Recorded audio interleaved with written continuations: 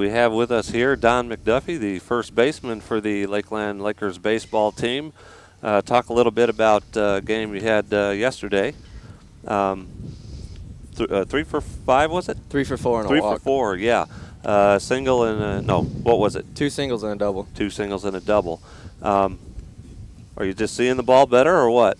Yeah, sometimes I think just when I'm feeling it in the cage before the game, I just go out there. As long as I'm keeping my swing level and I'm not popping the ball up, then I'm hitting it pretty solid. And that's a pretty fair judgment of how you're going to do that day, how you do in the pregame? Yeah. If I'm popping a lot of balls up, then I'll probably carry that over to the game. But if I'm hitting it square and I'm hitting line drives, then I know that I'm probably going to keep my front shoulder closed, my back shoulder up, and I'm going to line the ball into the outfield. Okay. Now, you hit fairly well most of the time anyway. I noticed you had just a great game yesterday, I thought. What's part of your preparation other than that cage pregame? How much time do you spend on batting tee, for instance? The batting tee, I'm not a big fan of the batting tee. I don't know. I like soft toss a little bit more, maybe a little short toss from a pitcher or something. I also like to do mental work. If I think in my mind a lot, I'm going to get a lot of hits today, then that usually transfers into the game. Well, sometimes when I don't come into the game as mentally prepared, sometimes I end up popping the ball up and doing a little bit more different stuff like that. So you do some kind of visualization before the game? How long before the game do you do that? Just whenever you have a few moments, or? Yeah. Usually the earlier I do it, the better I play. Sometimes I don't think about it and I don't end up playing as well. But if I come in, like on a long bus ride, a lot of times I think about it and I'll play better. And what about for home games? In a home game, actually yesterday I got a text from my buddy who was on Heartland, and he said, hopefully you get 4 hits tomorrow. And so that kind of got in my head right then. So usually before I come to the field. So you're a believer in all the positive thinking aspects of the game? Yeah, well, even more than just positive, just believing that you can do it and putting your head in the right spot. Like if I'm thinking about something that's not baseball, then maybe I'm not going to get as many hits. But if I'm thinking baseball, just in general, just even thinking the word baseball. Okay. So what's your major? Is it psychology, perhaps? It's a history major. A history major. Okay. Defensively, you've played first all year for the Lakers. Have you always been a first baseman? In high school, I started in center, but I also started at first and center. I transferred my summer. I played first. During high school, I played center. Okay. And who decides, for instance, like you're out there and whether or not you're going to hold a runner on base or play behind the runner or playing for the bunt? Is it up to you to figure all that out, or do you get positioning from the bench? For the most part, it's me, but with the situations, you pretty much know what you have to do just from playing baseball your whole life. If I'm in the wrong spot, coach will yell at me and he'll tell me where I need to be. But most of the time, we just already know where we're supposed to be and ready to do what we have to do. Okay. And when you're out in the field, let's say you've had several different lineups out there defensively, but you've been fairly steady at first, though. Massengill at short. You've had some changes at second and third. Does that change the way you position or play out there at first base? For me, no, it doesn't change anything. I just have to be ready because a lot of times I don't get a lot of balls hit to me, but I just have to be ready to field the balls that come my way and to catch the balls that get thrown to me from whoever it is. Okay.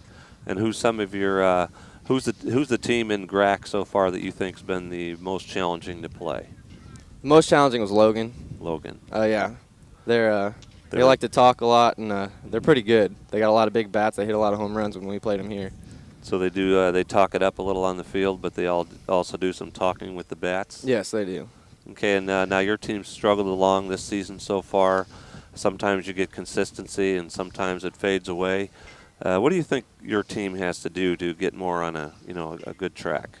I think just coming in mentally prepared. I think that's a big thing.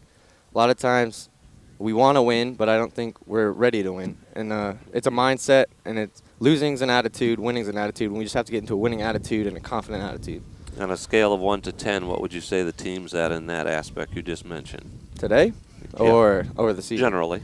Yeah. Generally, I think when we're hot, we feel like we can beat anybody, and then when we get a bad inning, a lot of times it's one bad inning, and then I think our confidence goes way down, and it's probably around a 4, but when we're up, it's probably around a 8 or a 9 or a 10. Okay. And how do you see the Lakers finishing this season? Now, you've had a chance. You've had your challenges, your good times and bad times. Do you think that the Lakers can finish on a high note here, or where do you think you're headed now in the last third of the season? I do. I think we can finish very positive. We have Southeastern today. We have 3 against them. I think they're a very beatable team. We can handle them, hopefully. And we have some tough teams after that, and That's right. Trail, and I'm trying to think who else. But the next couple of teams are pretty tough. But I think we've proven that with our pitching. When Nick comes out and he pitches good, we can beat anybody. And so we can get those teams like Logan, and we can beat them. When you're in the field, do you like it better when you have a strikeout pitcher up there or a pitcher that pitches to contact? It really doesn't matter to me. I just like getting outs. When we have a pitcher like Amlong, who was out there the other day and got, I don't know how many strikeouts, we probably had around 10 or 11. I was really enjoying that. But if we can get a guy who can get ground balls and pop-ups, and as long as they're getting hit to our players, then I'm confident in our pitching. And now we have another windy day today. Yesterday was the first time I've been here. It's been calm. How big of a challenge is that? It's windy all the time here, it seems like. Oh, yeah, the wind, it plays a big factor. Routine pop-ups, get over the fence, bloops to the infield, get caught by the outfielders. Balls that are out of play end up getting caught in field of play.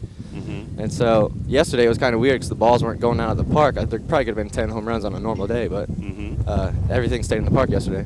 Yeah, as you could hear the wind in our microphones a little bit right now. Okay, and then academically you mentioned you're in what again? History. History, I'm sorry. And you're freshman or sophomore? Freshman. Okay.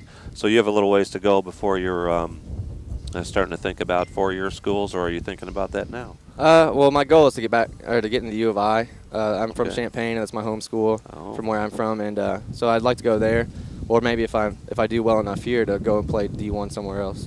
Okay, yeah. Was it Champaign Centennial? Yeah. Okay, a lot of good athletes out of there. So you'd like to go to U of I? Yes. Okay. Well, that's good to have a goal like that. Okay, we've been visiting here with Don McDuffie, first baseman for the Lakeland Lakers baseball team. This is for Lakers Live, of course. Don, thanks for joining me today, and good luck in today's ball game. Thank you very much.